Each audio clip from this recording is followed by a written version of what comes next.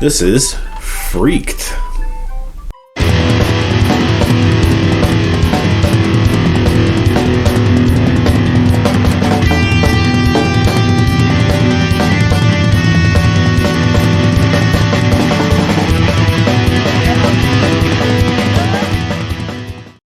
Yeah, Freaked is from 1993.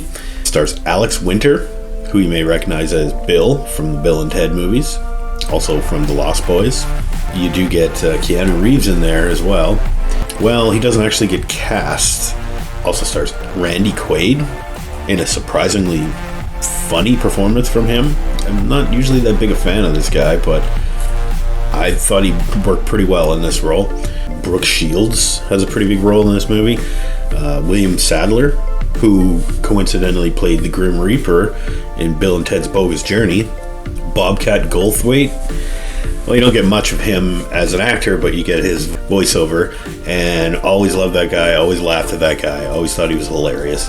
This movie is hilarious. Or at least I thought it was. Definitely a screwball comedy, I guess you could call it. We're not meant to take this seriously at all. Somewhere between like Airplane and, I don't know, Meet the Feebles. It's about Ricky Coogan, played by Alex Winter, who is a former child star who's doing a promotional tour for some kind of chemical company, which he doesn't know too much about it, but they throw a whole bunch of money at him, and he's going to go and promote this chemical in a South American country. I think they gave it a fake name. I can't remember what it was, but I'll put it up there if I find it. Anyway, he goes down there with his friend.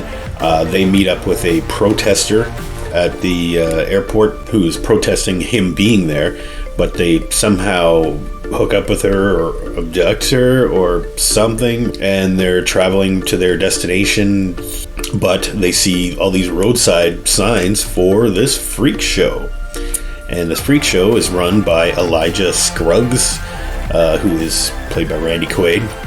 I guess it's no big secret because this happens in the first 5 minutes of the movie, but Randy Quaid is using this Zygrot 24 chemical to turn perfectly normal human beings into freaks, into weird mutated people. So Ricky Coogan gets transformed into a freak, and half of his face is all mutated and gross and weird, and he's constantly spewing some kind of liquid out of his forehead or something, and he's constantly drooling because apparently the prosthetic mask that Alex Winter had to wear forced him to have half of his mouth open, and you can hear it in his speech how he's drooling. Anyway, so they turn him into a freak, and then they combine his friend and the girl they picked up at the airport, the protester. They combine those two together, and they're one, the two-headed Siamese twins, but of different sexes or whatever. And then so they throw them in with the other freaks, and then so the rest of the movie is pretty much them trying to escape and revert to their human regular forms. It's pretty crazy from there. The strength of the movie is in the freaks, though. I think some of them are hilarious. Some of them are, it's just a visual gag, and it's okay, yeah, we get it. That's not that funny.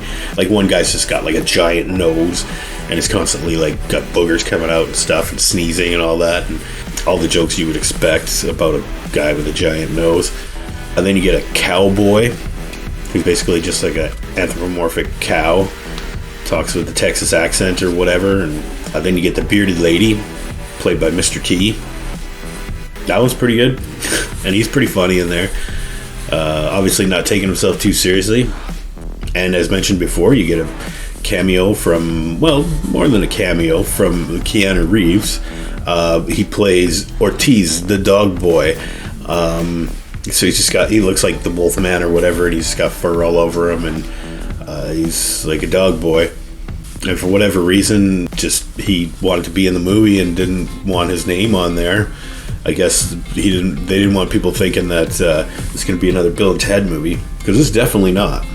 It's about as goofy, actually more goofy than the Bill and Ted movies, but it holds its own. I think this is a worthy comedy.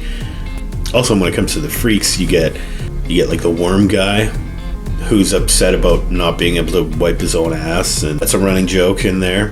Then you get the sock puppet guy, Bobcat Goldthwait, and he's the funniest guy in there.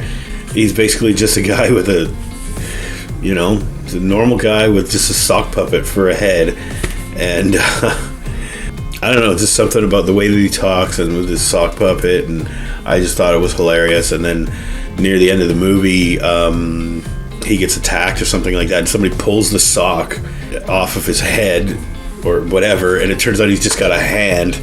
Like, he's got his two regular arms and then a hand like sticking out of his neck hole. And it's just like, and he's still talking, and he's like actually, and then he does like the talking hand thing, This movie is goofy as hell, and it's enjoyable. The special effects are, well, I guess they're kind of hit or miss, but they're funny. They get the point across. There's some that are kind of gross, and some of them are just there for laughs, and they're just stupid. Like, there's also Ricky Coogan has his biggest fan is this little kid that follows him around everywhere, even stows away on the plane on the way to South America. They're always just like, get out of here, Stewie. His name is Stewie. At the end, he gets transformed into a giant freak and has to actually fight Alex Winter, I think. I don't know, I can't remember. It all went by, and it was just crazy chaos by the end of the movie. But that's not to say that this movie has any kind of pacing problems or anything like that, because it was rapid fire, man. There's jokes coming at you every 10 seconds of this movie. There's nary a serious moment in this entire film. And all the exposition and the setup, the story setup, all happens in the first 10 minutes.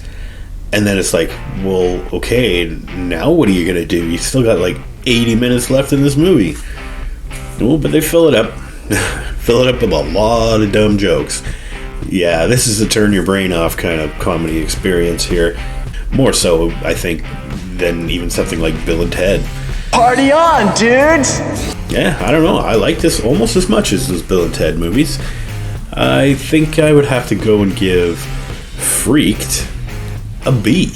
Yeah, a solid B. I thought it was a good comedy. Like I said, I'd never even heard of this one until a couple of years ago. I think Cinemassacre rental reviews, they had covered this movie, and then later Red Letter Media did a review of this movie. I was like, well, I gotta find that movie. I gotta check that out. I'm so glad that I took the recommendation to watch this. This is the second time in recent memory I searched out a movie just because I saw somebody review it on YouTube. So maybe I can inspire you to do the same. I mean, it doesn't have a huge budget, and it doesn't have gigantic stars in it, but it's quality. It's B quality. So until the next review, all you freaks out there, stay safe and have a good one, everybody.